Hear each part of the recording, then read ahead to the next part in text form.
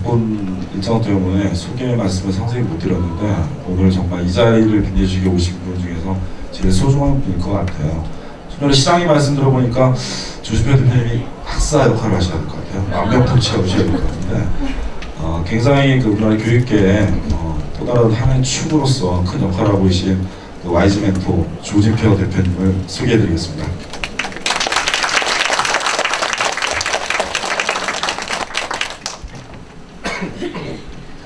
안녕하세요. 오늘 강연을 맡게 된 와이즈 멘토라는 곳의 대표를 맡고 있는 조진표입니다. 만나뵙게 돼서 반갑습니다. 저는 현재 와이즈 멘토라는 것을 운영하고 있고요. 와이즈 멘토는 아이들의 적성과 능력을 진단해서 그 능력이 잘 발휘되는 미래의 분야가 어딘지 그 분야에 도달하려면 아이들이 인생에 많은 선택의 길이 있는데 어떠한 선택을 하는 것이 아이들한테 가장 좋은 선택이 될 것인지 이런 것들을 연구해서 알려주는 그런 일을 하고 있습니다. 원래는 민간기관으로 출발했지만 저희가 아이들 적성 진단하는 특허를 여러 번을 보유하고 있다 보니까 주로 하는 일은 공교육 현장에서 여러 가지 일들을 많이 하고 있습니다.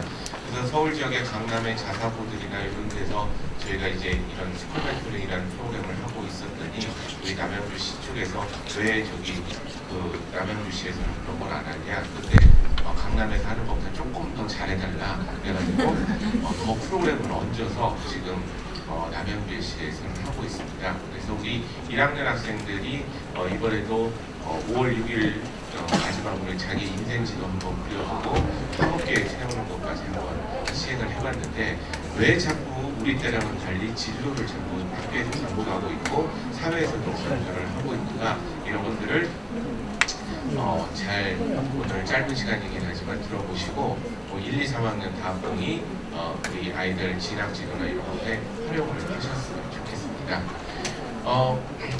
지금 진로가 굉장히 중요한 것이 인생에 있어서 자체도 중요하지만 사실은 사회에서 필요한 인재상에 필요한 인재들을 찾기 위해서 이 진로가 지금 큰 역할을 하고 있다고 보고 있습니다. 그리고 사회가 필요한 인재상을 맞춰주려면 그 아이들을 뽑아야 되는 건데 그게 바로 여러분들이 관심 있어 하는 대학 입시거든요. 그래서 사실은 대학 입시에 여러분들이 초점을 맞추기보다는 그건 아주 미시적인 거라고 보고 있고요. 대학은 중요하지만 인생의 중간 과정이 뿐이고 더 중요한 것은 사회 나가서 행복한 게 더 중요하거든요. 그렇기 때문에 일단 1차적으로는 사회에서 어떤 아이들을 원하고 있는가 이걸 정확하게 이해를 하시고 계시면 자연스럽게 그 중간 과정인 대학 입시에 대해서 이렇게 변하고 있구나 이걸 깨우칠 수가 있게 됩니다. 지금 사회에서는 여러분들의 자녀가 어떤 애이길 바라냐면요, 가장 먼저 요즘 애들이 매가리가 없더라고요. 이상하게 뭔가 중고등학교 때 소리 지르고 막 더 잘 돌아다니는데 사회만 나오면 완전히 기가 죽어갖고 열심히 하는 게 하나도 없더라고요. 근데 희한하다고 지금 사회에서 판단을 하고 있는 거죠. 그래서 뭔가 사회에 나와서도 대학에 와서도 에너지가 넘치면서 뭔가를 열정을 갖고 하는 아이들을 지금 사회에서 굉장히 찾고 있습니다. 그럼 여러분들 어떤 애들이 될지 중고등학교 때 이렇게 똑같이 이렇게 학교에서 생활을 하고 있는데 이 아이들이 차이가 나서 어떤 애들이 열정이 있고 어떤 애들이 열정이 있지 않을까, 이게 이제 교육계에서 큰 관심입니다. 그래야 그걸 알아야 고등학교 때 그런 활동을 하는 애들을 뽑으면 나중에 대학에서도 열정 있는 인재가 되겠지 이렇게 판단을 하게 되겠죠. 그래서 연구들이 굉장히 많이 일어나고 있는데 대부분의 연구는 이 교육계에서는 오래된 그 추적조사라고 해서 중단조사를 해야 되거든요. 실제로 그렇게 변했는지. 그래서 많은 연구들이 이루어지고 있지만 검증이 안 돼 있는 것들이 굉장히 많은데, 근데 사회적으로 검증된 것들이 있습니다. 어떤 검증된 것들이 있느냐, 고등학교 때 어떤 활동을 한 애들이 사회 나와서도 열정이 있고 힘 있고 에너지가 넘치느냐, 그거에 대한 연구에 대해서 검증된 것들은 뭐냐, 고등학교 때 예술 체육 활동을 열심히 한 아이들이 이 아이들이 사회에 나와서도 그렇지 않은 애들보다 에너지가 넘치더라, 이게 검증된 그런 내용들이 하나가 됩니다. 또 예술 체육 활동을 열심히 하지 않더라도 중고등학교 때 어떤 자기의 취미가 있는데 그 취미가 단순 취미가 아니라 매니아적인 기질까지 깊게 들어갔던 애들이, 그 몰입을 해본 애들이 사회에 나와서도 굉장히 몰입을 하는 경향이 있더라, 이게 지금 사회에서 판단하는 그런 내용들이 되는 겁니다. 그래서 그걸 자꾸 대학들에 요구를 하기 때문에 대학 입시에서도 점점 예술체육 활동을 중고등학교 때 열심히 한 아이들, 그 다음에 취미 활동을 마니아적 수준까지도 깊게 들어간 아이들, 이 아이들을 굉장히 우선시하고 있다. 여러분들이 그렇게 이해를 하고 계셔야 됩니다. 그래서 우리 작년에 우리 홍평고가 서울대학교 진학자는 안 나왔죠, 그렇죠? 그렇지만 목표를 이제 하시는 분들이 많이 계실 텐데 서울대학교가 그동안 소문에 들렸던 내용들을 올해 명문화시켜갖고 되게 고생을 했습니다. 3월 29일 날 올해 입시안을 확정 발표하면서 서울대학교가 대학교마다 이렇게 추구하는 인재상이라는 게 있거든요. 그 인재상을 입시 요강에 밝히도록 되어 있는데 서울대학교가 이번에 뭐라고 밝혔냐면 그동안 소문만 쟤들 약간 그런 것 같다. 입시 관계자들은 그렇게 생각했는데 아예 대놓고 올해 써놨습니다. 어떤 애들을 서울대가 추구하는 인재상이라고 하고 있냐면 예술체육 활동을 열심히 한 자기주도 학습 능력이 뛰어난 그런 학생들, 이 학생들이 바로 우리 서울대에서 원하는 인재다. 이렇게 얘기를 해요. 입시 요강에 박아놨더니 그 다음날 난리가 났습니다. 전국 고등학교에서 막 전화를 하면서 아니 그렇다면 저 돈 많은 학교들이 맨날 바이올린 켜고 이런 애들만 너네들이 뽑겠다는 얘기냐? 또 이렇게 약간 시니컬한 분들이 잔뜩 전화를 걸어가지고 난리가 났죠. 그래서 지금 서울대학교 홈페이지에 가보면 해명 자료가 올라와 있습니다. 그걸 잘못 이해하시는 분들이 굉장히 많은데 거기서 말하는 예술체육활동이라는 것은 어떤 학교들은 서울대 많이 보내려고 미술시간, 체육시간 이런 것들 시간까지도 변형을 해서 막 수능 공부시키고 이러는데 그런 애들 원치 않는다. 청소년으로서 당연히 해야 되는 정상적인 교과과정 안에서 예술체육활동을 열심히 한 그런 학교의 아이들을 우리는 굉장히 선호한다. 이렇게 지금 해명 자료가 올라와 있습니다. 그런데 사실은 모든 것이 해명 자료대로 되는 건 아니고요. 저희가 분석하기에는 이것은 약간 피해가기 위한 하나의 말인 거고 실제로 동아리 수준까지 클럽 활동까지도 예술체육 활동을 열심히 한 아이들을 약간 선호한다라고 지금 보고 있게 되는 겁니다. 그럼 여러분들 어떻게 되는 겁니까? 호평고등학교 1학년 보내놔서 이제 좀 공부 좀 하라고 딱 얘기를 했더니 동아리 활동하고 있는데 애가 집에 오더니 엄마는 합창 부들었어. 또 엄마가 막 버럭 화를 내면서 이놈의 자식 하라는 공부는 안 하고 또 왜 그런 활동을 하느냐 이런 얘기에 대해서 뭐라고 하시면 안 되게 됩니다. 그냥 그렇죠? 애는 방향을 잘 잡는 거예요. 그렇죠? 그래서 그것을 기왕 하기로 시작했으면 열심히 해가지고 축제 때 앞에 무대 나가서 공연도 해보고 밤새서 연습도 해보고 그래서 엄마 초대하면 엄마가 가서 꽃다발 줄 테니까 꼭 열심히 해라 이런 얘기를 여러분들이 해주시는 게 훨씬 아이들한테 도움이 되게 됩니다. 무조건 이 맨날 안 그래도 공부하기 바쁜 시간에 맨날 공부하는 애들한테 주말까지도 막 너무 많이 공부 안 하냐 그러지 마시고 그때 애들이 학교에서 무슨 운동 클럽 하나씩 하는 거 이것이 아이들한테 굉장히 크게 도움이 된다라고 여러분이 생각을 하셔야 될 겁니다. 그런데 또 우리 아이는 내성적이라 운동 별로 좀 안 좋아하고 예술체육 활동 안 하는데 어떡하는 하라는 얘기냐 일부러라도 시켜야 되느냐 아닙니다. 제가 좀 전에 한 번 더 얘기했죠. 검증된 내용은 예술체육 활동을 열심히 하는 아이들뿐만 아니라 어떤 취미 활동을 마니아적 수준까지도 내려간 아이들도 그 아이가 지금 청소년 계급에 몰입했지만 사회 나와서 다른 거 재미난 걸 또 얘기해주면 거기에도 열정을 가지고 몰입하더라 이런 얘기를 하고 있죠.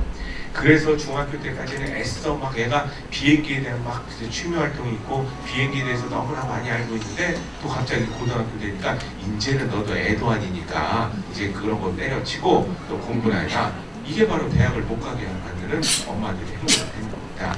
그런 비행기에 대해서 관심이 있다면 더 열심히 그거는 공부 외적으로 취미 활동을 열심히 시키지만 그것이 뭐랑 연결되게 그래서 나는 항공우주기계공학과에 갈 거니까 그런 내용들을 1학년 때부터 차근차근 준비해서 포트폴리오로 만들어서 제출을 해야 되겠다. 이렇게 결심을 하시는 게 맞게 됩니다. 왜 호평고등학교가 그러면 이거보다 더 진학률을 더 잘할 수 있는데도 못하느냐? 여러 가지 이유가 있을 수가 있어요. 여러분들이 생각하는 성적하고 지금 입시 상황은 많이 다릅니다. 작년에 우리 입시계에서 가장 쇼킹했던 뉴스 중에 하나가 강원도의 춘천고등학교 학생이 내신 8등급 애가 연대를 합격했거든요. 여러분들 내신 8등급이면 100명 중에 94등, 93등 이렇게 하는 애잖아요.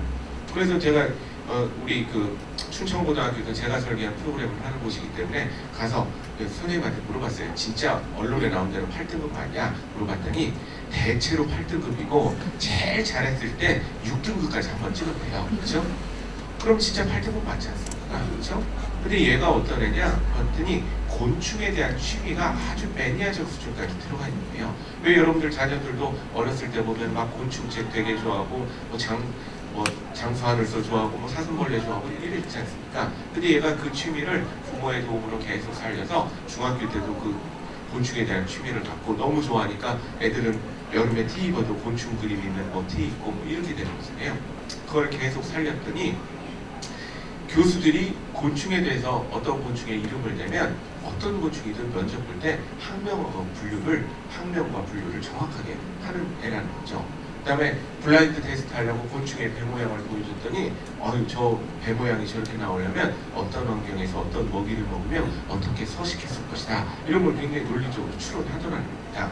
또 포트폴리오 내용을 봤더니 고등학교 때도 역시 그 곤충을 좋아하니까 막 학회나 이런 데 곤충에 대해서 자기 의견을 막 올리고 그걸 이제 제출을 했더라는 거죠. 교수님들이 걔 만나기 전에는 아무리 연대 체면이 있지 내신 8등급에까지 뽑아야 되느냐, 시간 낭비 아니냐 이렇게 생각을 했지만 막상 만나보고 나서는 이에 우리가 보면 오히려 다른 대학으로 빠져가면 오히려 우리가 더 손해일 것 같다. 이렇게 해서 애들을 뽑는 그런 모습들이 요즘의 특징 중에 하나라고 보시면 되겠습니다. 또 대학의 입장에서는 또 생물학과 뽑으면 요즘 또 애들 중간에 막 의학전문대학원 준비하려고 어쩌려고 해서 딴 데로 도망가려고 하는데 또 내신 8등급 애를 뽑아줬으니 얼마나 고마워하면서 열심히 다니겠느냐. 이게 또 대학들이 생각하는 그런 모습들 중에 하나가 됩니다. 딴 거 다 필요 없고 우리 과에 대한 열정을 가지고 열심히 한 아이들, 이 애들을 뽑겠다는 겁니다. 그래서 지금 2학년 학부모도 계시고 3학년 학부모도 계시는데 자기소개서 쓰고 하실 텐데요. 가장 대학에서 신경 쓰는 게 우리 과에 열정을 바치려니까 아니까 그걸 굉장히 많이 보고 있습니다. 그래서 3학년 학생들이 실수하는 이유 중에 하나가 수시 6번 지원하라 그러면 애들이 어떻게 하느냐. A대학교에는 기계공학과 쓰고 B대학에는 전자공학과 쓰고 C대학에는 건축공학과 쓰고 이럽니다. 여러분들이 힘들고 애들이 힘든 이유는 뭡니까? 그럼 어떻게 써야 돼요? 자기소개서에는 A대학교에는 내가 왜 기계공학도로서 적합한 아이냐면, B대학에는 내가 왜 전자공학도로서 적합한 아이냐면, C대학에는 내가 왜 건축공학과로서 적합한 아이냐면 거짓말입니다. 깊이가 굉장히 얕아요. 딱 보면 읽어보면 이거 맨날 이쪽에서 뼈를 먹고 생활하는 사람들의 입장에서는 금방 드러납니다. 그 깊이의 얇음이, 지식의 얇음이. 선생님들이 힘든 이유가 뭡니까? A대학교는 또 걔가 왜 기계공학과에 적합한 아이냐면 B대학에는 왜 전자공학과에 적합한 깊이가 있으니까 이게 없게 되죠.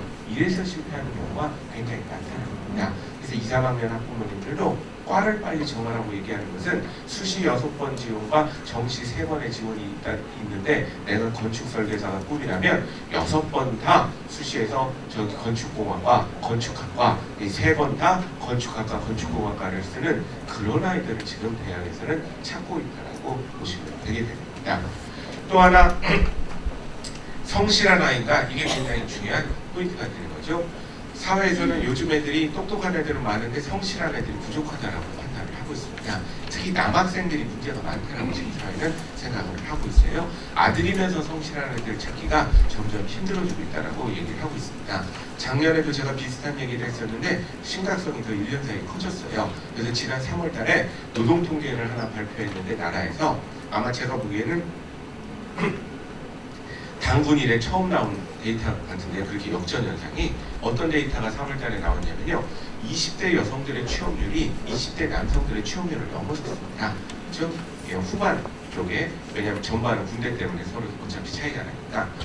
그러면 이것은 우리나라는 아직도 남성들이 좀 취업이 잘 되는 경향이 있는 상황임에도 불구하고 이런 데이터가 나온다는 것은 남학생들이 크게 많이 옛날하고 달라졌다. 사회학자들은 일본에서 10년 전에 시작했던 초신남 현상이 이제 대한민국 남녀들한테도 굉장히 심해진 현상이 아니냐, 이렇게 지금 분석을 하고 있습니다. 근데 이건 또 남학생들 아들만의 문제가 아니라 보니까 사회적으로 조금 영향이 있더라고요. 왜 그런가 보니까 대학생들 만나보면요, 아무리 여건이 신량이 돼도 데이트할 때 여관표는 남자가 사지 않습니까? 아직까지는. 그러니까 메가박스 10,000원 이렇게 되고 둘이 보면 20,000원이잖아요. 그리고 뭐 스파게티 먹고 뭐 먹고 하면 데이트하는데 그냥 잠깐 만나는데도 5만 원에서 10만 원 정도가 들더라고요. 근데 이게 그 순간에 연애하는데 애들이 더치페이 하자 그러면 어떻게 되겠습니까? 또 여학생들은 뭐 찌질이네 뭐네 막 이러면서 뭐라고 하거든요. 그러니까 애들이 차라리 연애하는데 이렇게 신경 쓰일 바에는 게임하는 게 더 낫겠다 이러면서 자꾸 혼자 이제 골방에 이제 머물게 되는 이런 현상이 일본에서 등장을 했었는데 우리나라는 그게 심해지는 현상들을 보이고 있게 됩니다.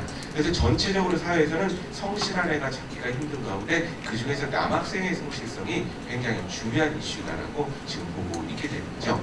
그래서 우리 회사에 와서 성실한 애를 찾는 게 지금의 사회 목표이기 때문에 대학교한테 요구를 하는 거죠. 너네들 제발 애들 뽑을 때 성실한 면을 좀 강조를 해달라 이런 얘기들을 많이 얘기를 하고 있게 됩니다. 그럼 대체 성실한 애들을 뽑으려면 어떻게 입시를 변형을 해야 되느냐? 수시와 정시에서 수시 중심의 전형으로 약간 방향을 틀면 되는 겁니다. 왜? 많은 교육학 연구에는 문제은행식의 시험은 IQ랑 비례한다는 그런 연구들이 많습니다. 그럼 왜 그러냐면요, 우리 수능이라는 것은 대표적인 문제은행식의 시험이거든요. 12년간 배웠던 내용을 불과 몇 시간 만에 인출해서 보는 시험이기 때문에 그 수능 잘 보는 애들이 머리가 좋은 애들입니다. 부평고에서도 내신은 4등급인데 모의고사는 만약에 2등급 나오는 애가 있다면 걔는 어떤 애인 줄 아십니까? 내신보다는 모의고사 잘 나오잖아요. 걔는 머리는 좋은데 게으른 애예요. 머리에 비해서 열심히 안 하게 되는 겁니다. 그래서 조금만 열심히 하면 금방 다른 성적까지도 올라가게 되는 그런 모습이 되는 게 입시거든요. 그래서 원래 나라는 정시를 통해서 수능 중심으로 정시를 통해서 똑똑한 애들 뽑고 고등학교 3년의 생활을 종합한 아이들은 머리 이전에 성실한 아이들이기 때문에 수시를 중심으로 성실한 애들을 뽑아서 똑똑한 애와 성실한 애를 골고루 인재 균형을 맞추는 게 원래 국가의 입시 전략이 되는 겁니다. 그리고 우리나라만 그런 게 아니에요. 대만도 그렇고 뭐 입시가 발달한 나라들은 상당수가 그렇습니다. 후진국일수록 어떻게 뽑겠습니까, 여러분들? 수진국일수록 머리 좋은 애가 많이 필요해서 문제은행식의 시험을 많이 보고 있게 되는 거죠. 그래서 우리나라도 계속 어렸을 때, 여러분들 어렸을 때는 학력고사 스타일로만 뽑다가 이제는 성실하고 그 다음 이제 한 단계 넘어가면 창의적인 인재들이 필요해서 또 입시가 선진국은 변하게 되게 됩니다. 입학사정관이 약간 성실과 창의를 같이 보려고 노력하는 그런 시험이다라고 보시면 되는 거죠. 그래서 우리가 살아왔던 시대와는 달리 올해만 하더라도 수시가 전체적으로 67%를 차지하고 있고 그 다음에 명문대학으로 갈수록 수시 비중이 더 커지는 모습들을 보이고 있게 되는 거죠. 올해는 이제 혹평고에서도 서울대학교 나오면 굉장히 좋을 것 같은데 서울대학교에 올해 입시하는 그 전체 대학 입시에서 83%를 수시로 뽑겠다는 게 서울대학교의 올해 입시안의 특징이 되는 거고요. 그 중에 83% 전화를 입학사정관제 전형으로 뽑겠다라고 얘기를 하고 있고 수능 걱정하지 마라. 수능 최저 등급을 없애야 된다. 그래서 수시 일반 전형에서 수능 최저 등급을 없애서 수능 없이 애들을 뽑겠다는 게 올해 서울대학교 입시안의 큰 특징이다라고 볼 수가 있겠습니다. 그래서 83%를 성실한 애들을 뽑고 17%는 정시로 뽑는데 정시는 말 그대로 똑똑한 애들을 뽑자. 그러니까 정시 17%에 쓸데없이 내신 반영 비중 뭐 이런 거 낮춰버리고 수능만 반영을 해서 애들을 뽑겠다고 하는 게 올해 서울대학교 입시안의 특징이 되는 건데 왜 이런 현상이 일어나냐면요. 지난 11월 중순에 서울대학교 입시안을 11월 1일 날 발표를 했거든요. 지난해. 그래서 11월 중순에 세미나가 있었어요. 서울에서. 서울대 입시안이 너무나 파격적이기 때문에 왜 이렇게 수시 비중을 높이고 수능 최저 등급도 없애고 막 이런 활동을 하느냐라고 많은 관계자분들이 모여서 물어봤더니 서울대학교가 이제 자료를 발표를 합니다. 어떤 자료를 발표하느냐? 언론에는 잘 안 나오지만 거기 세미나장이니까 이렇게 전제로 하고 다 발표를 하거든요. 서울대학교 안에 현재 입학 성적이 중요한 게 아니라 이런 다양한 전형을 몇 년째 실시를 해봤더니 다양한 전형별로 졸업생이 이제 막 나오기 시작하지 않습니까? 그래서 조사를 해봤더니 현재 서울대학교 안에서 가장 성적이 떨어지는 애들이 누구냐? 정시로 들어온 애들이라는 겁니다. 수능 대박쳐서 들어온 애들. 얘들보다 성적이 더 높은 애들이 지역균형 선발 애들이 더 높고요. 그 다음에 얘들보다 더 성적이 높은 애들이 수시 일반 전형으로 들어온 애들이라고 얘기를 하게 됩니다. 얘기가 되는 거죠. 왜 수시일반 전형으로 들어온 애들은 진로 목표도 뚜렷하고 그다음에 논술, 구술, 면접 시험까지 다 통과하고 들어온 애들에서 굉장히 월등한 성적을 보여주고 있고 목표가 뚜렷한 애들이라서 교수님이 요구하는 내용을 잘 따라온답니다. 근데 정시 애들은 의외로 강남 애들이나 이런 애들이 많음에도 불구하고 정시로 들어온 애들은 수능에 맞춰서 들어온 애들인데 학교에서 성적이 좀 떨어진다는 거죠. 성적만 떨어지면 괜찮은데 그게 아니라 애들이 어떤 문제를 일으키느냐, 전과가 작고 휴학이 작고 복수 전공을 자꾸 하려고 한다는 겁니다. 저는 그 얘기를 듣자마자 다 이해가 돼요. 왜 이해가 되냐면요, 진학률이 센 고등학교에서는 고등학교 2학년 올라가면서 스스로 약간 엄마랑 애랑 결정을 해야 됩니다. 뭘 결정을 해야 되냐면 내가 수능 대박을 쳐서 정시로 가야 될 것인지 아니면 우리 학교 생활을 더 좀 내신 신경 쓰고 막 해가지고 수시에 좀 올인할 것인지 이걸 어느 정도 방향을 결정해야 되거든요. 그러면 강남에 막 이렇게 센 고등학교에서는 뭐 따기가 어렵습니까? 내신 따기가 어렵죠. 그럼 대부분 애들은 어떤 결정을 할까요? 수능 대박 쳐서 정시로 가겠다 이렇게 결정을 합니다. 그럼 여러분들 수능 대박을 쳐서 정시로 가겠다고 결정하는 순간 그 학교 애들은 수업 태도가 많이 바뀝니다. 어떻게 바뀌느냐? 학교에서 앞에서 선생님이 가르치고 계시면요, 애들은 수능 대박 치겠다는 애들은 체력을 비축하기 위해서 잠을 자야 됩니다. 왜? 학교에서 하는 많은 교육과정은요 수능이랑 상관이 없습니다. 교육과정은 입시가 아니라 애들을 정상적으로 키우는 교육적인 목적이 더 강하기 때문에, 그러니까 애들은 수업 시간에 잠을 잤다가 수업 끝나고 나면 학원 가서 열심히 문제풀이를 하거나 야자 시간에 계속 문제풀이를 해야만 수능 점수가 올라가는 구조를 보여주고 있게 되는 거죠. 이런 애들을 서울대학교에서 뽑아놨더니 들어와서도 똑같이 행동하더라는 겁니다. 교수님이 앞에서 수업을 하고 계시는데 애가 또 체력을 비축하기 위해서 잠을 잔다는 거죠. 왜? 교수님이 하시는 그 내용은 자기 인생에 상관이 없는 거예요. 자기 인생이 더 중요한 것은 빨랑 수업 끝나고 신림동 고시촌으로 달려가서 고시 공부하는 게 훨씬 더 중요하고 노량진으로 달려가서 의학전문대학원 준비하는 게 훨씬 더 중요한 거죠. 또 얘들은 점수를 받고 학교를 정하기 때문에 합격 가능한 학과를 오기 때문에 서울대 왔으면 좀 행복해야 되는데 1학기 정도가 지나면 또 휴학계를 하더니 종로학원 가서 반수하는 여전에 이런 애들이 굉장히 많고, 또 갑자기 우리 역사학과를 들어왔으면 역사를 열심히 해야 되는데 2학년 올라가더니 갑자기 경영 부전공을 신청하더니 그쪽 동네에 가서 계속 노는 그런 모습들을 보이도록 하는 겁니다. 이런 애들 원하지 않는다라는 게 요즘 대학들의 큰 특징이 되는 거죠. 그래서 특히 여러분들 이 고등학교 때 내가 참 열심히 뭔가 생활을 했다. 그러니까 너네 대학을 가더라도 내가 참 이 고등학교 때 생활한 것처럼 충실한 생활을 할 것이다.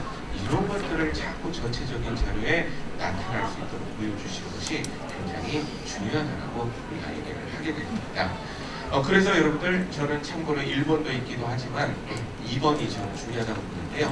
우리 호평고등학교 아이들 졸업하기 전까지 교육의 첫 번째 목표를 성실한 아이로 키우실 것, 요거 하나만 잡으셔도 굉장히 사회적으로 큰 기회를 가질 가능성이 높다고 보고 있습니다. 근데 우리 엄마 아빠들이 문제가 되는 게 그렇게 생각 안 하시잖아요. 우리 아들 딸이 되게 착하고 성실한데 공부를 못해.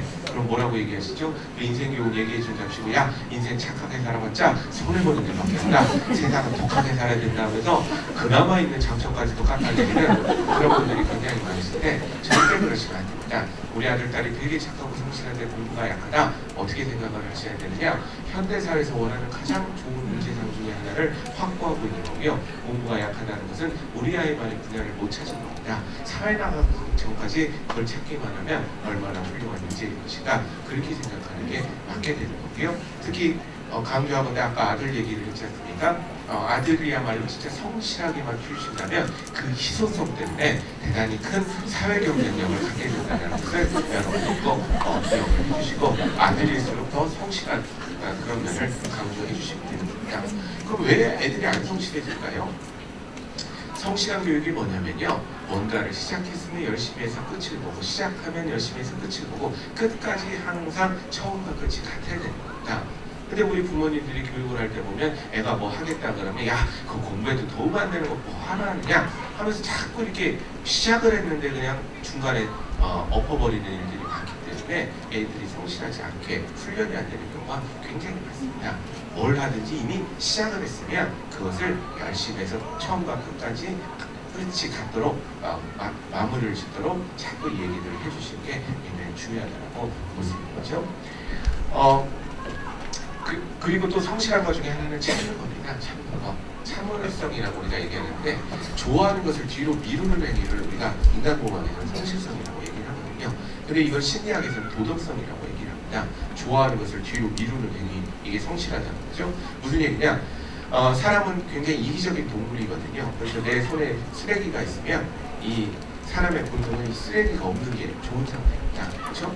그런데 좋아하는 행위는 쓰레기가 없는 행위고 싫어하는 행위는 쓰레기를 들고 있는 행위가 되는 건데, 그럼 어떻게 됩니까? 주변에 쓰레기통이 없어요. 그럼 어떻게 되죠? 이 쓰레기를 싫어하는 행위지만 참고 견디다가 쭉 지나가다가 쓰레기통이 되면 그때 뭔가를 버리게 되는 거, 이건 심리학에서는 도덕성이라고 얘기하고 인간공학에서는 성실성이라고 얘기를 하는 겁니다. 그래서 고등학생들을 만나보면, 대학생들을 만나보면 이런 아이들이 앞으로 성공하기 굉장히 힘들어요. 뭐라고 얘기를 하냐면 엄마, 저기 선생님, 저는 좋아하는 것만 하고 살았으면 좋겠어요. 이렇게 얘기하는 애들은 실패할 가능성이 굉장히 있습니다. 왜냐면 인생에서 성공이라는 것은 내가 좋아하는 것을 얼마나 잘하느냐가 아니라 내가 싫어하는 것을 얼마나 참고 견디느냐입니다. 그래야만 내가 좋아하는 건 남들도 다 좋아하기 때문에 내가 먼저 참고 견뎌야만 좋아하는 것을 할 수 있는 권리가 부여받게 되는 게 일반적인 사회의 시스템이 되게 되겠죠. 맨날 무협지에 무술 배우러 가면 사부가 무술은 안 가르쳐주고 3년간 물 길게 하고 장작을 패게 하는 그 원리를 깨우쳐야만 아이들이 성공하게 됩니다. 학교 생활은 재미없어요. 공부라는 거 재미있어 하는 사람 거의 없습니다. 공부는 지겨운 과정이에요. 사실은 그 지겨운 과정을 통해서 애들이 배우는 게 성실성을 배운다는 것을 항상 여러분들이 신경을 써주셔야 됩니다.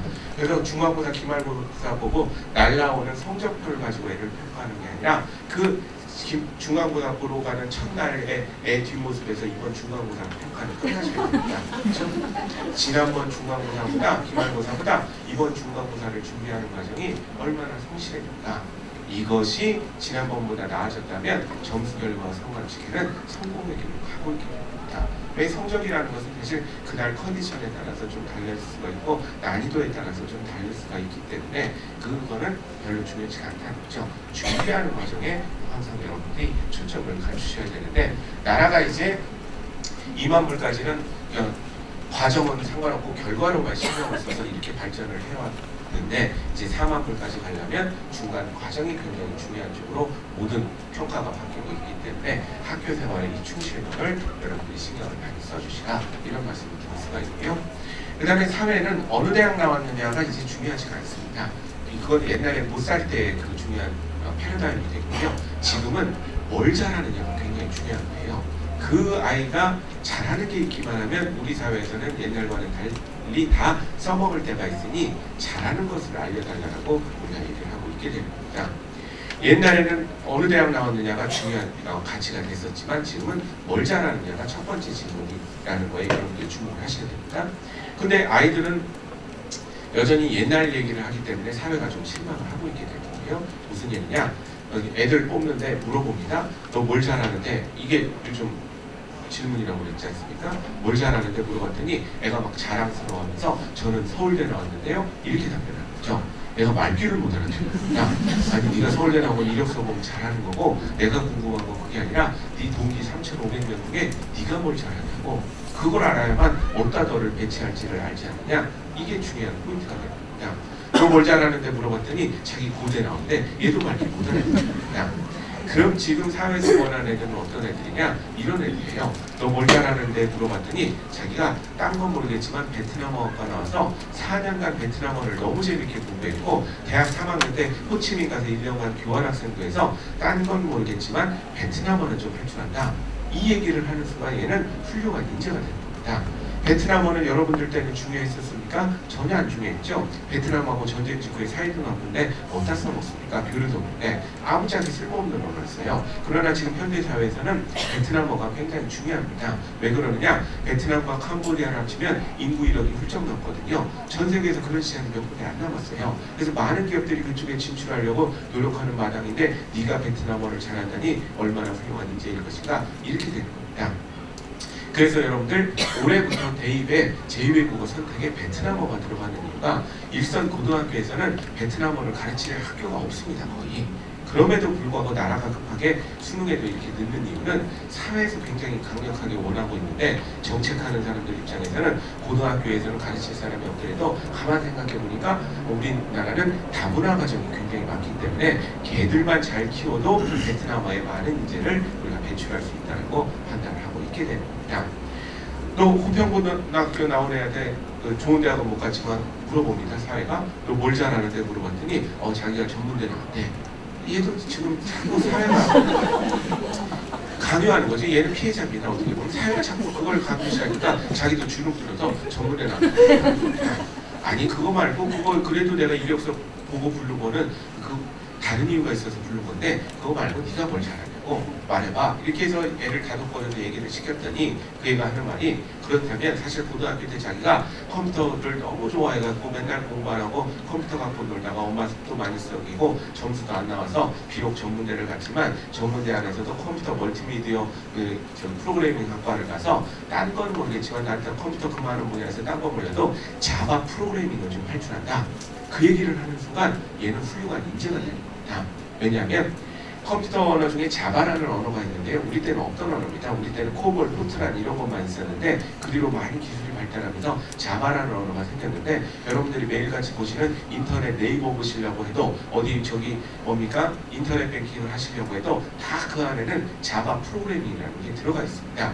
그래서 지금 모든 회사의 전산실에는 웹베이스 시스템을 운영하기 위해서는 자바 프로그래머들이 반드시 많이 있어야만 회사가 돌아가는 게 요즘 사회의 모습이 되는 겁니다. 그런데 최근에 어떤 일이 발생하느냐? 스마트폰 열풍에 게임 열풍에 이 중소벤처 회사들이 많이 생기면서 이 자바 하는 애들을 대부분 다 내려갑니다. 그래서 항상 대부분의 회사들은 전산실에 항상 자바 하는 애들이 부족한 상황인데 네가 자바를 잘한다니 얼마나 훌륭한 인재일 것인가 이렇게 된 겁니다. 그래서 사회는 요구를 하는 거죠. 이제 너네들한테 물어보는 첫 번째 질문이 어느 대학 나왔느냐가 아니다. 그거는 두 번째, 세 번째 가치가 있을지는 모르겠으나 지금 첫 번째 질문이 일단 뭘 잘하는데 물어봤을 때 답변을 잘했으면 좋겠다. 이걸 사회가 교육계에 요구를 하는 겁니다. 교육계가 그것을 받아들여서 입시제도의 변화를 주는 거죠. 입시제도의 변화는 뭐냐? 면접이나 이런 것들, 자기소개서나 이런 걸 볼 때 우선시하는 게 뭐냐? 전공 적합성이라는 항목을 열심히 본다는 겁니다.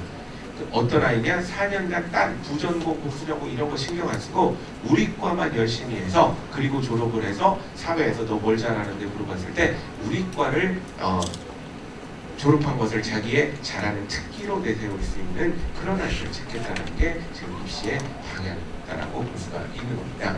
그래서 이런 이유 때문에 이런 스쿨 멘토링 같은 프로그램을 하는 게 뭐냐면요. 지금 현행 이런 입시제도에서 이 진로적으로 여러분들 자녀한테 요구하는 것은 고등학교 1학년이 끝나기 전에 대학 들어갈 때까지 변하지 않을 구체적인 학과 목표를 좀 정해줬으면 좋겠다 하는 겁니다.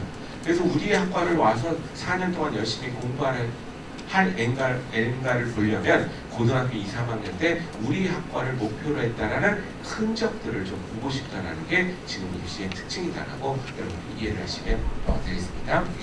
그 다음에 사회는 많이 바뀌어서 이제 개인이 뭔가 성과를 내기는 굉장히 어려워졌습니다. 한두 명의 특출난 천재 아니고서는 개인이 성과를 내기는 너무나 조직이 커버려서 지금은 똑똑한 아주 잘난 두 애를 뽑았는데 둘이 합쳐놨더니 서로 싸우면서 퍼포먼스가 안 날 그런 애들보다는 서로 그 애들보다는 살짝 부족하더라도 둘이 합쳐놨더니 으쌰으쌰 하면서 잘 해나갈 그런 아이들을 뽑는데 굉장히 혈안이 되어 있습니다. 협업 능력이 좋은 아이들을 뽑겠다는 게 요즘 사회의 시간이 된 거죠. 이걸 대학들한테 요구를 하는 겁니다. 예술체육활동 열심히 하고 매니아적인 취미생활 했던 애들이 열정이 있듯이 그럼 대체 고등학교 때 어떤 활동을 한 아이들이 사회 나와서도 협업 능력이 좋은 것일까? 이걸 또 사회가 고민하고 찾다 보니까 어떤 결론을 내느냐? 고등학교 때 봉사활동 열심히 하고 뭡니까? 동아리 활동 열심히 하고 학급회 임원으로서 리더십을 발휘했던 애들이 그 세 가지의 스타일의 아이들이 사회 나와서 협업 능력이 우수하더라.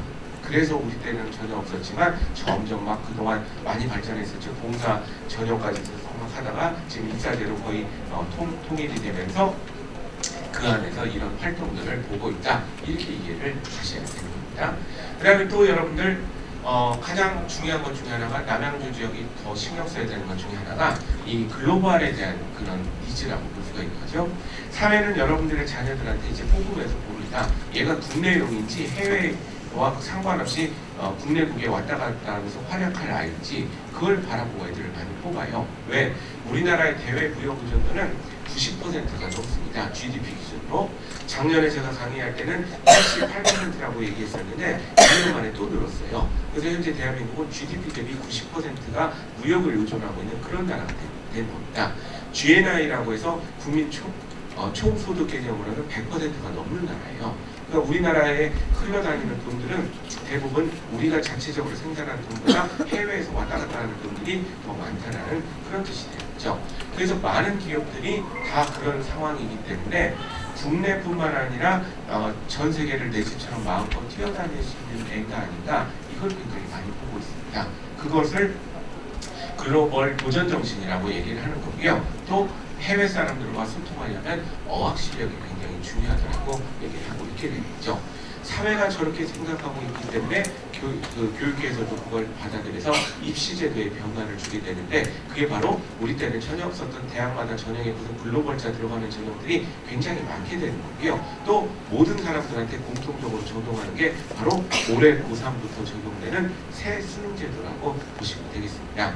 새 수능제도는 여러 가지 변화가 있죠. 일단 용어부터도 언어 영역, 외국어 영역, 수리 영역 이런 말 다 없애버리고 국영수로 이렇게 바꿔버렸습니다. 이건 참 잘한 것 같아요. 바꾼 이유가 뭐냐면요. 자꾸 엄마랑 애들이 물어보잖아요. 수능 공부를 우선으로 해야 되나요? 학교 공부를 우선으로 해야 되나요? 아니 공부가 다 똑같은 건데 왜 이렇게 생각하는가 봤더니 학교 시험은 국어라고 돼 있고 우리 수학 능력 시험에는 언어 영역이라고 돼 있으니까 이게 별개의 문제라고 생각하는 아이들이 감성적으로 만들어 하는 겁니다. 아니다. 공부는 다 똑같은 거다. 그래서 그냥 혼란을 줄이기 위해서 올해부터는 수능 과목이 국어, 영어, 수학입니다. 똑같이. 그래서 이 공부랑 같다는 거죠. 그거 열심히 하는 애들이 이것도 잘 볼 수 있다. 이렇게 보게 되는 거고요. 그 다음에 용어의 변화에 상관이 없지만 A형과 B형으로 우리가 나누게 됩니다. 국어도 어려운 B형, 쉬운 A형, 그 다음에 영어도 쉬운 A형, 어려운 B형 이렇게 있는 거죠. 여러분들 왜 그러면 여러분들 머릿속에는 어려우니까 A형이 어려운 거고 쉬운 게 B형이 돼야 되는데 뭐 이런 거 생각 안 해보셨습니까? 이 정책하는 사람들도 굉장히 힘들어요. 왜냐하면 이걸 만약에 어려운 걸 A형이라고 하면요, 어떤 또 누가 들고 일어나냐면요, 그 A형, 그 어려운 걸 택하는 대학은 대부분 어느 대학입니까? 명문대들이 그렇잖아요. 그러니까 이거 공부 잘하면 A급 인생이고 못하면 B급 인생이냐, 이렇게 항의하는 사람들이 굉장히 많습니다. 그래서 그런 것까지 또 생각을 해서 이게 또 A, B를 바꾸게 되는 거예요. 그래서 쉬운 게 A형, 어려운 게 B형이 되게 됩니다. 그래서 이거 A형과 B형을 선택을 하게 돼 있는데 또 교육부가 규정을 만들어놨죠. 어떻게 만들어놨습니까? 어려운 B형은 2과목까지만 선택을 할 수 있고 국어와 수학은 동시에 어려운 걸 선택할 수 없는 게 올해 수능에 규정이 됩니다. 자, 머리 좋으신 분들은 금방 이해가 되시겠지만 3과목 중에 어려운 건 2과목만 선택을 하는데 국어와 수학은 동시에 어려운 걸 선택할 수가 없어요. 어느 과목만 언급이 없습니까? 영어가 자유화집니다. 사회 요구를 그대로 수용했다라고 우리는 그 진로 쪽에서는 분석을 하고 있어요. 그게 무슨 얘기냐? 올해부터는 전 국민이 우리가 가졌던 상식 하나가 깨집니다. 우리는 어떤 상식을 갖고 여태까지 이 교육계에서 여러분들 애들을 키웠습니까? 수학 잘하면 이과, 국어, 영어 잘하면 문과라는 상식을 갖고 계셨잖아요. 근데 올해부터는 그게 완전히 깨져서 대학들이 어떻게 요구를 하느냐? 이과 애들은 수학하고 영어를 잘할 것을 요구를 하는 거고요. 문과 애들은 국어하고 영어를 잘할 것을 요구를 하는, 영어는 이제 계열과 상관없는 그런 과목으로 우리가 올라가게 된 게 올해 입시의 대표적인 특징이다라고 보시면 되는 겁니다. 교육부에서 우리 1, 2학년 학부모님들은 그냥 큰 흐름만 이해를 하시면 되겠어요. 왜? 교육부에서 8월 달에 뭔가 입시안을 또 승진하겠다고 얘기를 하는데 지금 A형, B형에 대한 반대가 찬반이 굉장히 심합니다. 입학 사정관 제도는 대부분 찬성하는 쪽이 되게 많고요. A형, B형에 대해서는 찬성과 반대가 이렇게 거의 비슷한 그런 비율로 나와 있어서 A형, B형은 좀 손댈 가능성도 좀 있지 않느냐 이렇게 예측을 하고 있는데 어떻게 될지는 뭐 아무도 정치적인 거기 때문에 모르지만 현재 며칠 전까지만 해도 좀 힘을 실어가던 안이 뭐냐면 국어하고 수학은 A형, B형을 그대로 유지를 하고 영어만 하나로 통일을 하면 어떻게 되냐 이런 안들이 지금 얘기를 논의가 되고 있게 되겠죠. 그리고 입학사정관제도는 참 궁금하실 텐데 그 얘기를 또 빼먹으면 안 되죠. 하도 언론에서 말들이 많으니까 없어지는 거 아니냐 이렇게 생각하시겠지만 현재까지는 그런 의견들은 거의 없고요. 이 대통령 공약의 71번 교육공약에 보면 뭐라고 되어 있냐면 대입제도를 학생부 중심, 논술 중심, 수능 중심으로 간소화하겠다는 그 얘기가 있습니다. 거기에 이제 입학사정관제라는 용어가 빠져갖고 이렇게 난리가 난 거거든요. 근데 현재 입학사정관제도는 사회의 요구와 대학들이 굉장히 좋아하는 제도이기 때문에 그 자체를 없앨 수는 없지만 공약에 이렇게 박아놨기 때문에 또 이 정책하는 사람들은 공약대로 안 할 수는 없거든요. 그래서 지금 많은 사람들이 전문가들이 분석하기에는 학생부 중심의 전형에 비교과를 좀 많이 보는 전형을 이 용어를 좀 바꿔서 그냥 학생부 중심으로 얘기를 하되 그것이 바로 입학사정관제 전형과 같은 얘기다 이렇게 이해를 하는 게 저희는 맞다라고 분석을 하고 있습니다. 그래서 당분간 우리 우평고등학교 아이들은 지금 하던 대로 열심히 하면 되지 않을까 생각을 하고 있고요. 다만 이제 참 웃긴 것이 지난번 그 정부의 교육부 사람들은 미국식 제도를 많이 벤치마킹을 했거든요.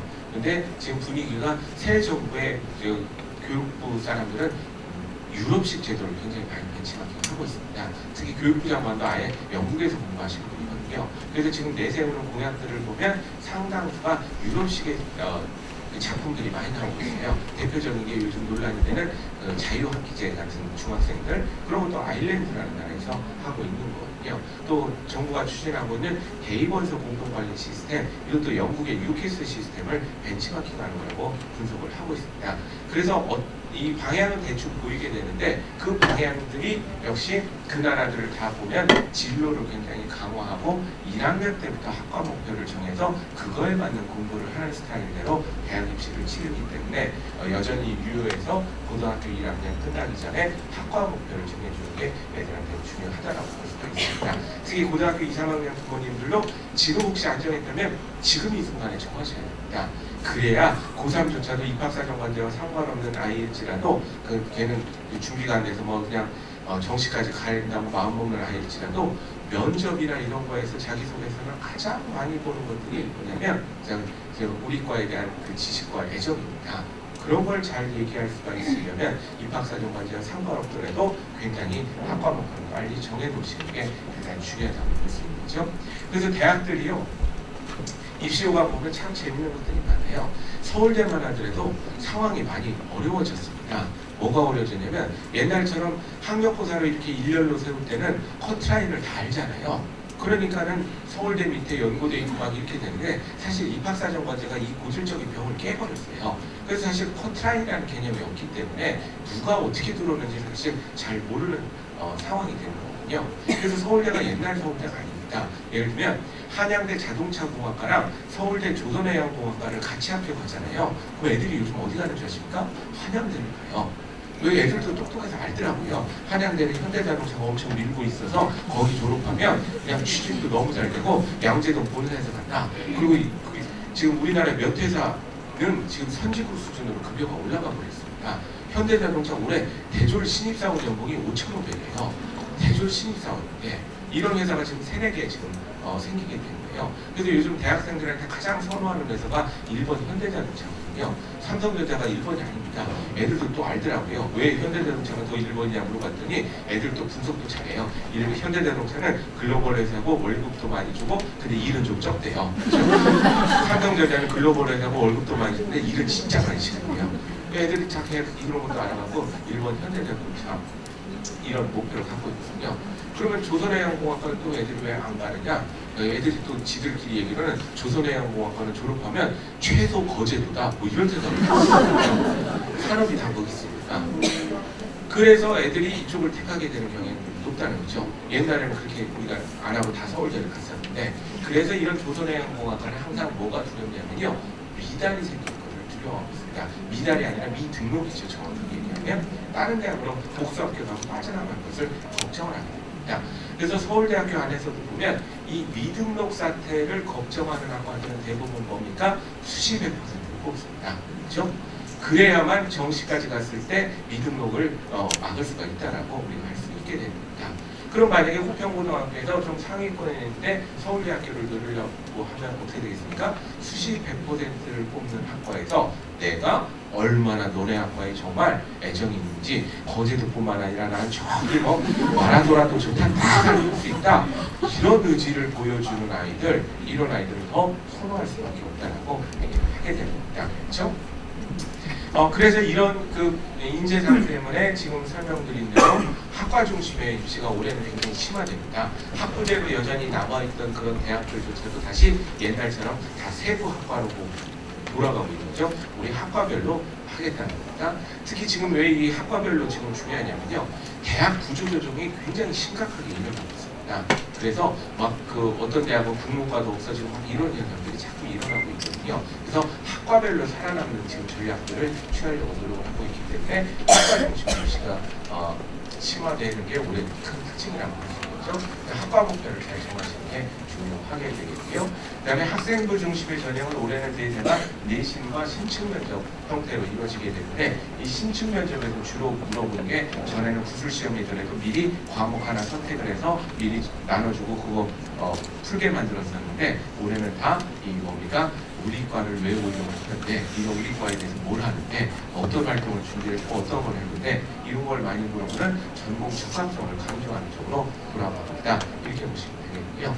그 다음에 이거는 좀 다른 얘기이긴 하지만 나라 입장에서는 또 강력하게 인문계 애들까지도 취업 현장에 바로 고등학교만 마치고 나가줬으면 좋겠다. 이런 생각들을 지금 나라가 많이 하고 있습니다. 그래서 우리 단순 진학률을 가지고 이제 고등학교를 평가하면 안 된다고 하는 게 나라의 주요 정책 중에 하나가 고등학생들이 양질의 그런 직장에 취업을 많이 했으면 좋겠다는 게 정부의 방침이 되는 거거든요. 선진국 수준인 대학 진학률을 한 50% 수준으로 낮추기를 굉장히 원하고 있습니다. 왜냐하면 우리나라는 다른 나라에 비해서 초등학교 입학 연령이 늦고 남학생은 군대도 갔다 오고 또 대학 때문에 재수 삼수하는 비중이 다른 나라보다 높아서 애들이 돈을 벌기 시작하는 나이가 너무 늦습니다.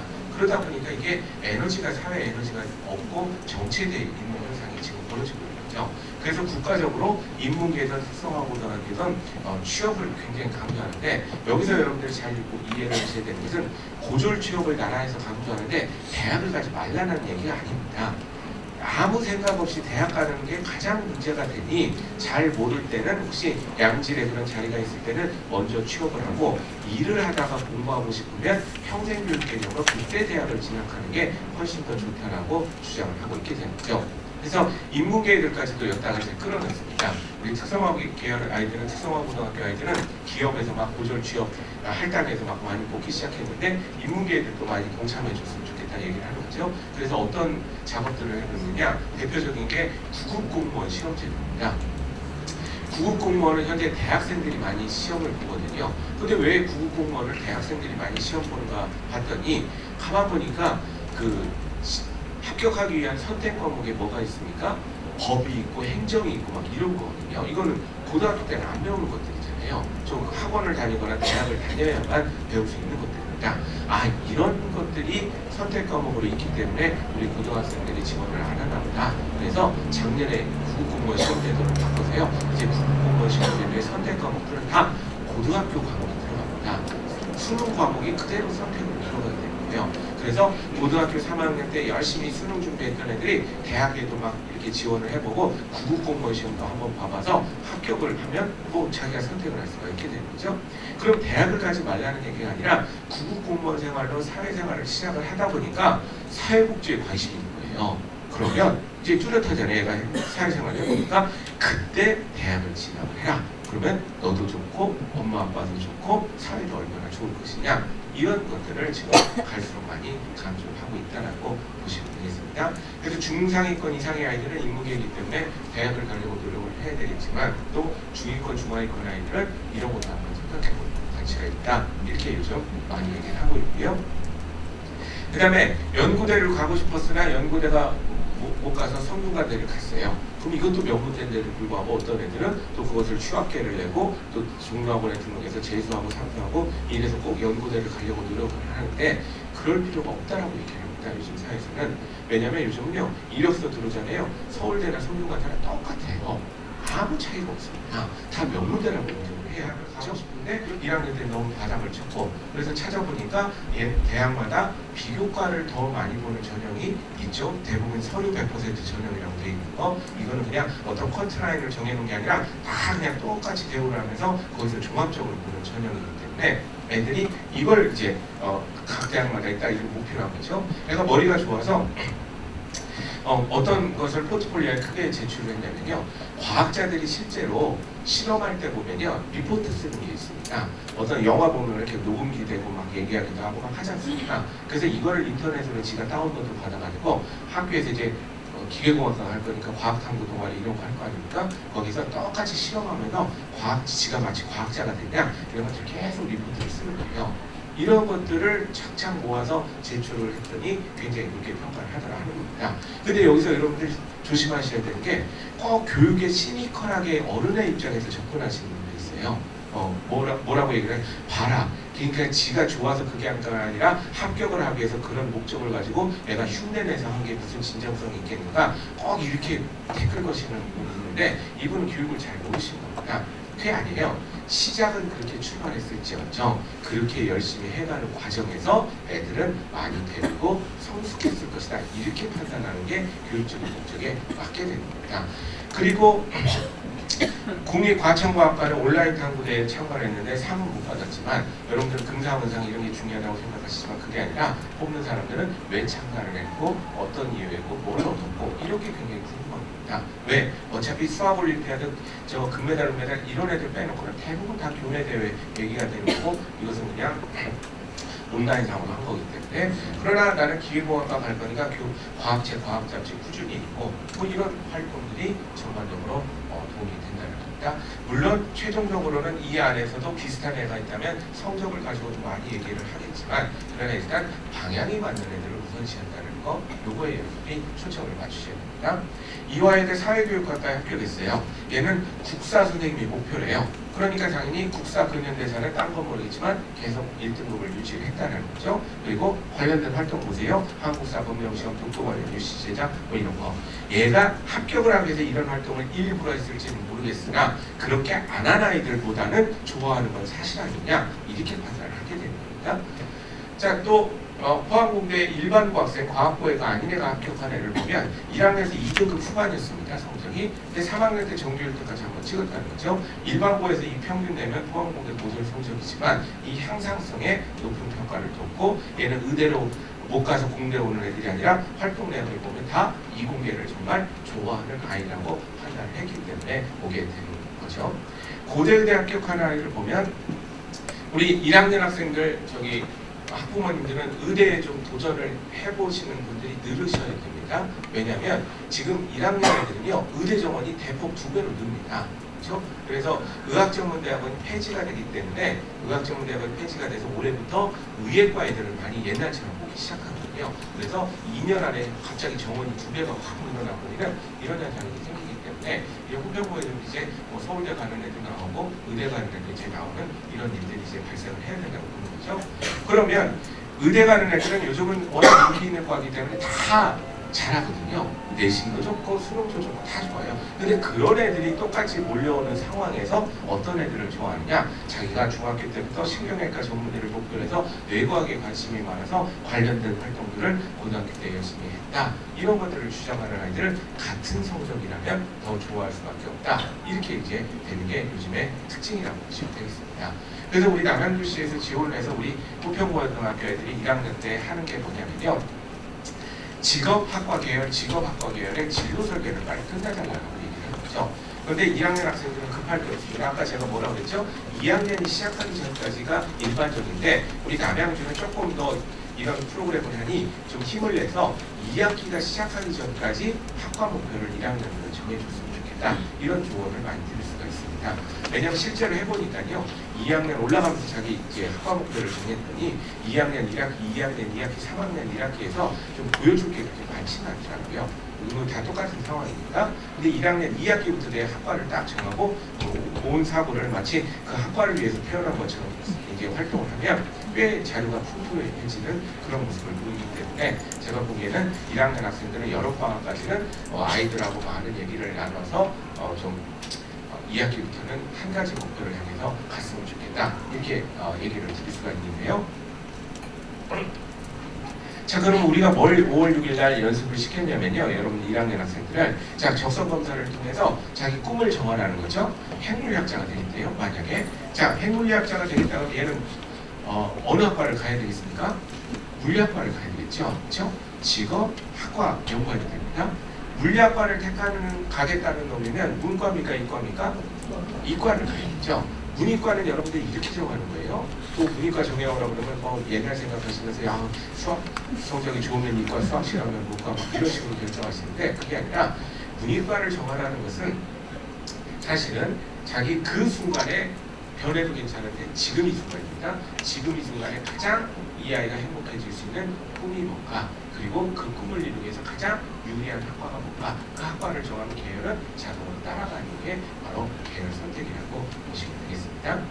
그리고 여러분들 지금 얘가 고등학교 1학년짜리가 핵물리학자가 되겠다고 해서 핵물리학자가 될 확률은 굉장히 적습니다. 그래서 어떤 사람들은 폄하하는 거죠. 야 사람 살다 보면 다 바뀌는데 뭐 이렇게 애들한테 지금 꿈을 정하라고 얘기를 하느냐. 그 사람은 뭔가 잘못 알고 있는 겁니다. 꿈이 변하는 것은 우리가 신경을 안 써요. 그러나 지금 이 순간에 꿈이 있어서 그걸 열심히 하려고 하는 과정에서 변하는 것은 오히려 변했다고 얘기하는 게 아니라 진로가 성숙해졌다라고 얘기를 하게 됩니다. 하나 예를 들면요. 이런 애들 평가를 할 때 전혀 꿈이 안 변했다고 평가하는 경우가 어떤 경우가 이런 거예요. 1학년 때 저렇게 물리학과라는 꿈을 갖기 위해서 학생부에도 물리학자라고 썼잖아요. 자기 진로 발달 사항에. 그런데 자기가 물리를 열심히 공부를 하다 보니까 물리 2까지 공부를 하다 보니까 내가 물리라고 생각했던 부분은 물리가 아니라 물리화학적인 부분이 굉장히 강하구나. 그러니까 나는 학부를 물리학과를 진학하는 게 아니라 화학과를 진학을 한 다음에 나중에 다른 공부를 추가를 해야 되겠다. 이런 결심을 해서 갑자기 2학년 때 목표가 화학과로 바뀌게 있잖아요. 이런 사람들을 우리 평가하는 사람들은 꿈이 바뀌었는데 아무도 그런 얘기 안 합니다. 걔는 진로가 성숙해졌다라고 얘기를 하는 거고 훨씬 대학 와서 공부 잘하는 아이라고 우리가 판단을 하게 됩니다. 지난해 연세대 자유전공학부에 합격한 애를 보면 걔는 집이 되게 어려웠는데 그 교회를 열심히 다니는데 집이 어려우니까 해외여행 갈 기회가 없었는데 고2 때 교회에서 캄보디아로 봉사활동을 간다는 거죠. 3주간. 보통의 집의 아이라면 공부 때문에 안 가는데 자기는 해외를 나가본 적이 없기 때문에 그 꼭 가고 싶다고 해서 그때 간 거죠. 그래서 얘가 이과였거든요. 이과였는데 캄보디아 봉사활동 가서 깜짝 놀란 게 자기도 못 사는 집이긴 한데 세상에 이렇게 못 사는 곳이 있구나. 야 이게 세상에는 참 이렇게 다양한 사람들이 있고 어려운 사람들이 많구나. 그래서 얘가 큰 이제 충격을 받아갖고 자기는 사회복지 쪽에 좀 신경을 쓰겠다. 경제, 돈을 많이 버는 그 못 사는 지역에 돈을 많이 끌어오는 그런 일들을 하고 싶다. 이런 생각을 가지고 봉사활동 마치고 와서 2학년 2학기 때 그때 문과로 바꾸고 자유전공학부에 합격을 해서 경제와 사회복지 복수 전공을 하겠다 이렇게 주장하는 애거든요.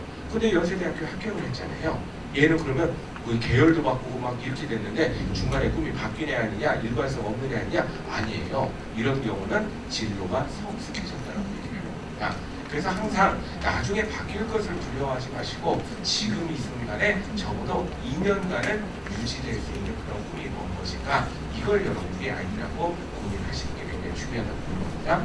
이걸 왜 세팅하라고 얘기를 하냐면요. 세팅을 해야만 이 아이가 우리 후배고 다니는 아이라고 보면요. 물리학과 가겠다고 결심을 했습니다. 그 물리학과 가겠다는 놈이면 중간고사, 기말고사에 어떤 과목을 더 신경 써야 되겠습니까?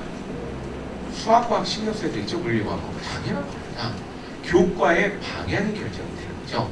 첫 1학기 때 중간 기말고사는 막 다 열심히 하려고 노력을 했었는데 2학기 때도 열심히 해야 되겠지만 일단 내 방향이 결정이 됐기 때문에 적어도 저 과목은 놓치지 않으려고 노력을 해야 됩니다. 1학기 때 망쳤다? 상관없다는 거죠. 이제 정했으니까 2학기 때가 1학기 때보다 높게 그 다음에 2학년 1학년 때보다 높게 이렇게 점점 올리면 됩니다. 자, 이 애가 지금 부평고 들어오더니 사물놀이반에서 막 이거 붙이고 막 이런 거 합니다.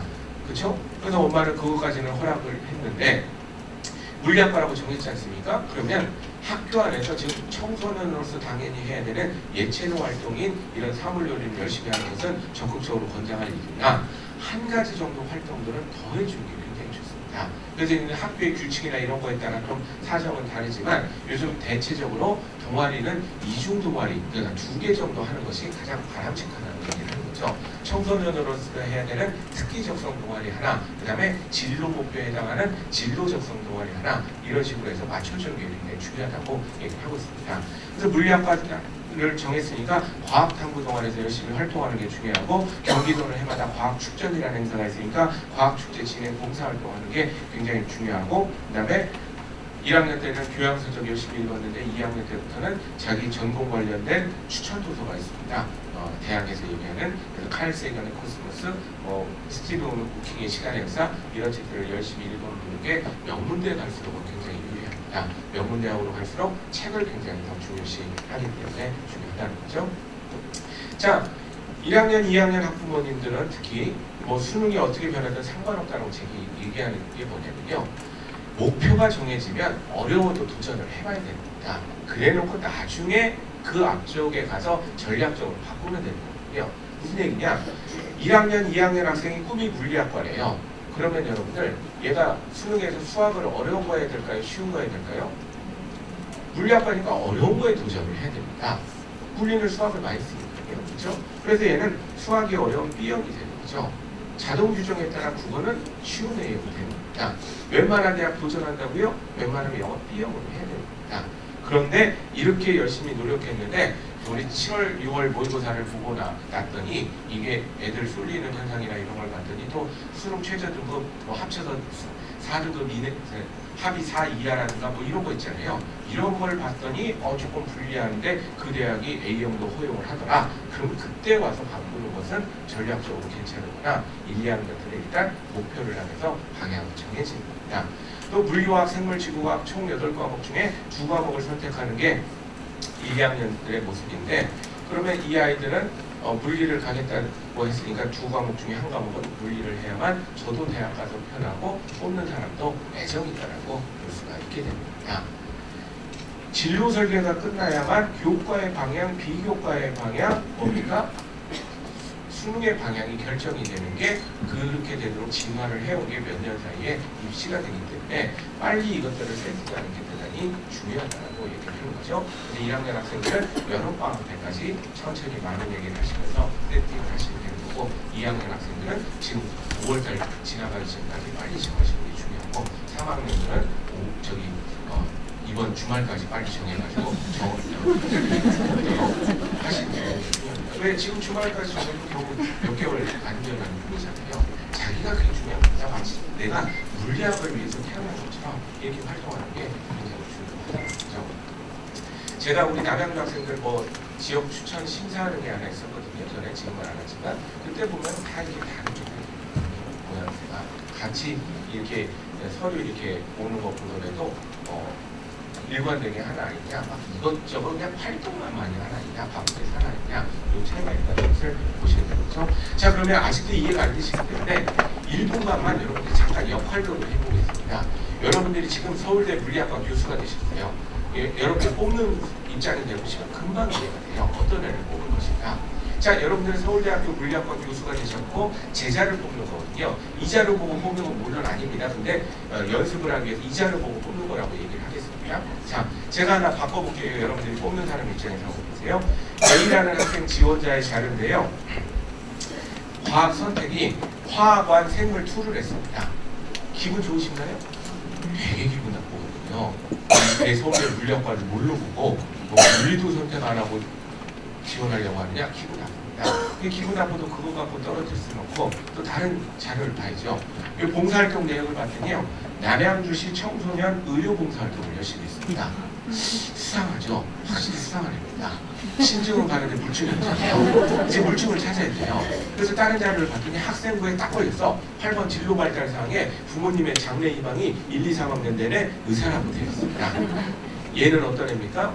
서울대학교의 물리학과에 넣어놨지만 연세대학교에 지금 어디다 넣어놨을 가능성이 높아요? 의대를 넣어놨을 가능성이 보이는 거죠. 이런 패턴을 보이는 아이는 둘 다 합격하면 어디로 빠져나가겠습니까? 의대로 빠져나갈 가능성이 굉장히 높아요. 얘는 우수 학생이 아니라 대서울대 물리학과를 결혼시키게 만들 그런 학생들입니다. 혹시 연대의대를 떨어지고 서울대 물리학과에 합격을 하더라도 이런 패턴을 보이는 애들을 입학한 애들을 분석을 해봤더니 어떻게 됩니까? 이런 아이들은 한 학기 정도가 지나면 갑자기 휴학계를 제출하고 또 종로학원에 가 있는 그런 아이가 되게 되죠. 이런 아이들 원하지 않는다는 게 요즘 입시의 큰 특징이라고 보시면 됩니다.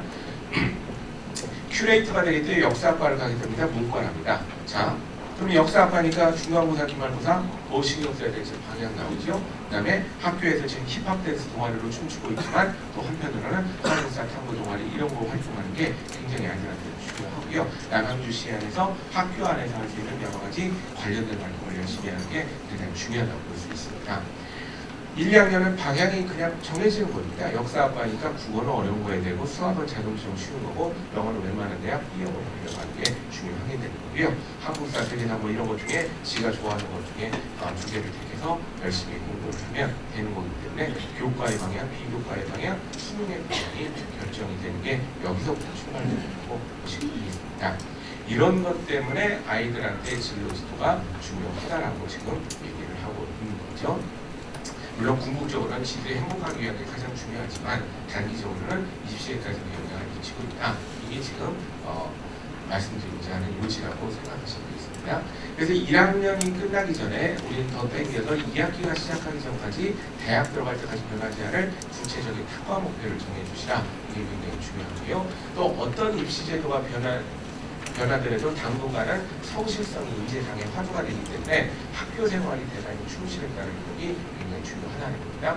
여기서 오해가 있으실 수가 있는데 공부 잘하는 것은 약간 또 타고난 능력 중에 하나니까 학교 생활 충실이라는 게 꼭 내신 성적만을 얘기하는 것은 아닙니다.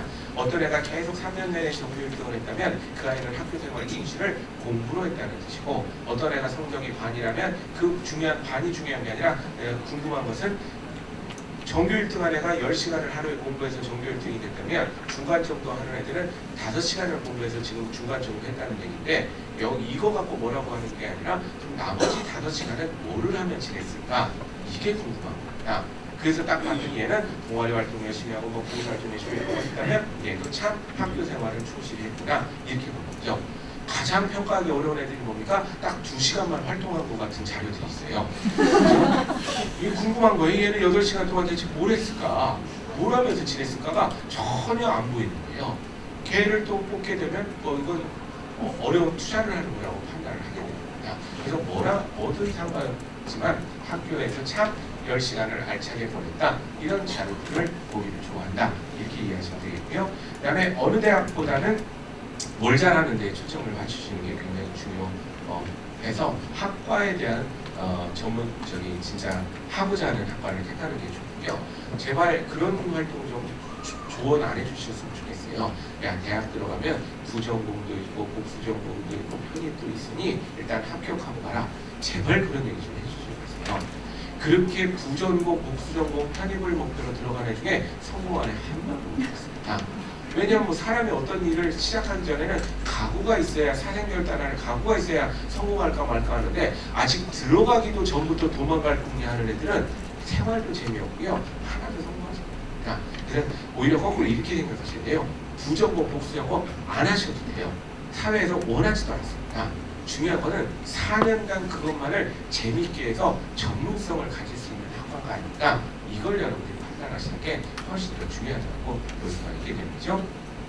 그래서 과를 하나 추천하라면 작년에도 제가 추천드렸지만 문과에서는 우리 남양주 학생들이 일부러라도 이런 과들을 많이 갔으면 좋겠는데 특정 언어를 배울 수 있는 학과들 있지 않습니까? 인도네시아어가 됐던 인도어가 됐던 말레이시아어가 됐던 영어가 됐던 뭐든 상관없어요. 자기가 좋아하는 문화권에 언어를 배우게 되면 그 언어에 의해서 큰 기회를 생길 가능성이 높기 때문에 호평고등학교에서 문과에서 성적은 높지 않지만 사회성 좋은 애들 있잖아요. 그렇죠? 한마디로 공부 빼고 다 괜찮은 애들이 있습니다. 시험 때만 아니면 너무나 사랑스러운 애들이 있거든요. 딱 하나 걸리는 게 공부인 애들이 있습니다. 얘들은 저기 엄마가 놓친 드라마 있으면 딸이 얘기해 주면 더 재밌게 얘기해 주는 그런 애들 있어요. 아들이라서 막 동네 경조사 신경 쓰는 그런 애들 있습니다. 얘들은 사회성이 좋은 애들인데 사회성 좋은 애들이 학습 능력 공부 잘하는 애들보다 회화 중심의 언어 습득 능력이 굉장히 빠릅니다. 그렇기 때문에 어설픈 학과 보내지 마시고 좋아하는 문화권이 있다면 그 문화권의 언어를 배울 수 있는 곳으로 보내는 게 굉장히 좋게 되는 거죠. 다만 바람이 있다면 나라는 여러분들이 정해주지 마시라. 나라는 지가 받아들일 수 있는 문화권을 자연스럽게 선택을 해야 되는데 우리 엄마 아빠들이 그냥 자기의 지식이 짧은 걸 자꾸 애들한테 제공을 합니다. 무슨 얘기냐? EBS 보라면 절대 안 보는 아들 녀석이 희한하게 어렸을 때부터 동물에 보고 굉장히 좋아해. 희한하게 아프리카가 좋대. 그럼 엄마 아빠는 그 모습 공부하라고 있으니까 막 짜증내면서 너는 왜 하는 짓마다 그 모양이냐? 대세가 중국인데 왜 내 아프리카야? 이런 얘기를 하십니다. 아니 대세가 중국인 거랑 우리의 행복하고 뭔 상관이 있습니까? 대세가 중국인 건 맞지만 그러나 경쟁은 얼마나 치열하겠습니까?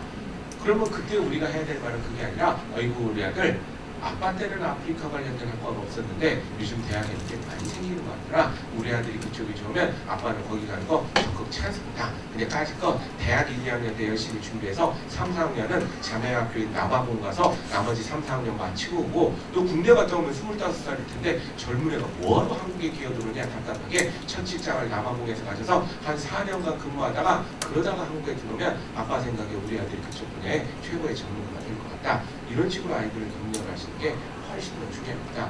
일본 만화가 좋아서 일본 학과 좀 가겠다는데 엄마는 옆에서 야 일본은 지난번 대지진으로 끝났으니까 너무나 독도로 우리 땅인데 막 이러면서 애들을 많이 하시는 최근 미국 가보신 적 있는지 모르겠지만 미국은 그 어느 때보다도 스페인어의 전성기예요. 스페인어가 이렇게 많이 쓰였던 적이 없습니다. 그것도 잘 모르시면서 누가 서반어과를 가느냐 중국어과를 가야지 이런 얘기를 하시는 이유가 전혀 없다는 겁니다. 언어라는 것은 그 문화를 자연스럽게 받아들일 수가 있어야 돼요. 그런 것을 선택은 아이들한테 맡기시는 게 굉장히 좋은데 여러분들이 알고 계신 뭐 프랑스어, 영어, 중국어 이런 것뿐만 아니라 요즘 사회에서 굉장히 많이 쓰는 게 베트남어, 인도네시아어, 아프리카 관련된 말들 이런 말들이 더 또 가능성이 있을 수도 있다는 것을 여러분들 기억을 하셔야 됩니다. 마치 뭐랑 똑같냐면요. 엄마들이 자꾸 딴지를 거는 것은 엄마가 오랜만에 애들을 좀 키워놓고 내 보상하려고 몸도 찌푸둥해서 요가학원 좀 다니려고 했더니 남편분이 당신은 요가보다 역도 하시느냐? 아무리 역도가 건강에 좋아도 큰일 납니다. 그때 여러분들은 자꾸 그 흥한다는 얘기를 애들한테 강요하고 있다는 것을 생각해보면 얼마나 그게 잔인한 일이냐 이렇게 생각할 수가 있는 거죠. 그래서 외국어 관련된 쪽을 아이들한테 많이 추천해 주시면 어떤 애들 성적은 높지 않지만 사회성 좋은 친구들 굉장히 좋고요. 반대로 이과 애들 중에는 컴퓨터를 좋아하지만 성적은 높지 않은 애들 있잖아요. 어설픈 학과 보내지 마시고요. 향후 10년 내 가장 능력이 부족한 데가 컴퓨터 프로그래밍 쪽이기 때문에 이쪽으로 애들을 많이 밀어주시는 게 여러 가지로 성공하는 방법이 있습니다. 지금 사회에서는요 난리 수준이에요. 애들이 없어요. 저 프로그래밍 하는 애들이 나라의 그런 기술 수준에 비해서. 그래서 어느 대학과 상관없이 이건 대학 졸업장도 거의 필요 없는 요즘 모습이에요. 오히려 저 중앙전산학원 출신들은 훨씬 더 좋아하고 있는 게 이 지금 상황입니다. 그만큼 인력이 부족하고요. 삼성전자도 애들 찾다 못 찾아갖고 이번에 새로 처음 시행한 제도인데요. 문과 애들 중에 희망자 1000명을 뽑았어요. 걔들을 자기들이 6개월간 아주 그냥 집중 교육을 시켜서 우리 프로그래머로 취직을 시키겠다. 이게 이제 삼성의 이번 처음 시행하는 제도가 되기 때문에 이쪽으로 많이 추천해 주셔도 좋다. 이렇게 볼 수가 있고요. 그 다음에 제일 중요한 건데 엄마는 애들을 사랑하기 때문에 애들이 좀 걱정돼서 그러는데 힘들어 보여도요. 지들이 좋아하면 성공한 친구다. 이런 생각을 가져주시면 좋겠습니다. 일단 그래서 인정을 해주시는 게 굉장히 중요해요.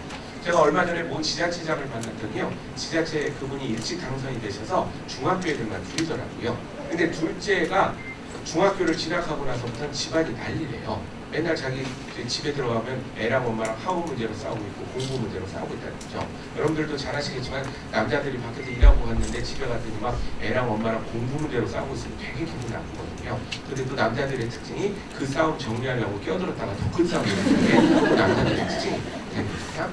그래서 이래서는 집안이 난리가 나겠다 안 되겠다 싶어서 그러고 보니 당선 이후에 한 번도 여행을 못 갔다는 거죠. 그래서 금토일 2박 3일간 아들 둘 데리고 와이프 데리고 제주도로 올레길 여행을 갔네요.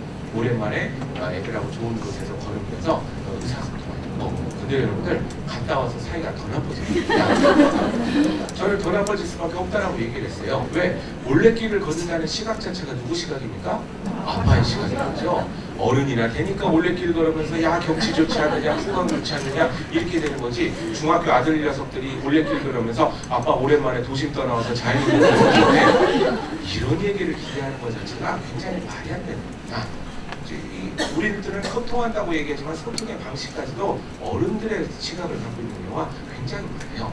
그래서 제가 고등학교 2, 3학년 학부모님들 만날 때마다 제일 많이 듣는 말이 뭐냐면요. 차라리 우리 애가 뭔가 하고 싶다라는 게 있기만 하면 참 좋을 텐데 그것조차 없어갖고 더 이 애들 키우기가 힘들다 이렇게 얘기하시는 분들 너무 많습니다. 근데 그 말 들을 때마다 안타까운 것은 사실은 우리 애들은 어렸을 때부터 끊임없이 얘기를 했어요. 근데 그때마다 우리의 답변은 뭐였냐? 야, 대한민국에 그걸로 성공하는 사람이 몇이나 되냐? 사람이 어떻게 저 좋아하는 일만 하면서 할 수 있냐? 좋아하는 건 취미라고 엄마가 하는 거라 이러면서 계속 끊어왔기 때문에 애들이 무기력한 반응을 안 하는 그런 상태로 바뀌어 있다는 것을 여러분이 기억을 하셔야 됩니다. 근데 우리가 인생에 있어서 많은 선택을 하면서 여기까지 왔지만 저도 그렇고 여러분들도 그렇고 그 모든 선택이 다 성공하셨나요? 아니죠. 그런 자신 있는 사람 없습니다. 그렇다면 결국 인생이라는 게 어느 게 성공할지 모르는 상황이라면 일단은 애들이 좋아하는 것을 먼저 초점을 맞추시는 게 굉장히 중요하다고 볼 수가 있게 됩니다. 어제도 어느 학교를 갔더니 교장 선생님인데 자기도 진로 지도에 실패했다고 얘기를 하는 거죠. 왜 그러냐? 공군사관학교를 가겠다는 애를 기꺼이 막 빼다가 경영대학교에 넣어놨더니 경영대학교 가면은 지금 3년 만에 또 자퇴하겠다고 지금 얘기를 한다는 겁니다.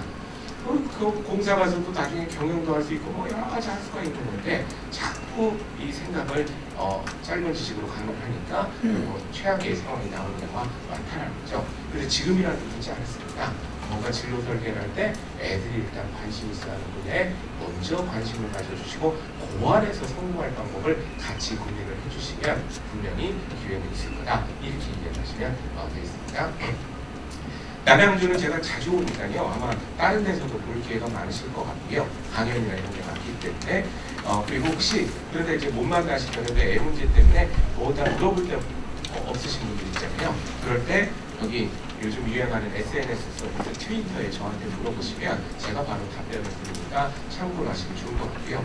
어머님들이 이거 잘 못하시면요. 애들 가르쳐주세요. 제가 공부하다가 진로 문제가 고민이 있으면 여기다 물어보라더라. 남양주시랑 협약 맺고 와이즈멘토 대표가 답변을 해준다더라. 이렇게 이해를 하시면 될 것 같고요. 그 다음에 애들이 좀 가끔 공부하다가 지칠 때가 있습니다. 동기부여 안 될 때가 있는데 여기 카카오톡에서 새로운 서비스 카카오 페이지라는 서비스가 있거든요. 카카오 페이지에서 와이즈멘토 치워보시면 좀 애들이 동기부여 될 만한 동영상이라든가 그 다음에 대학에 대한 안내문들을 많이 올려놨으니까 참고로 하시면 좋을 것 같습니다. 자, 이상으로 강의 마치겠습니다. 고맙습니다.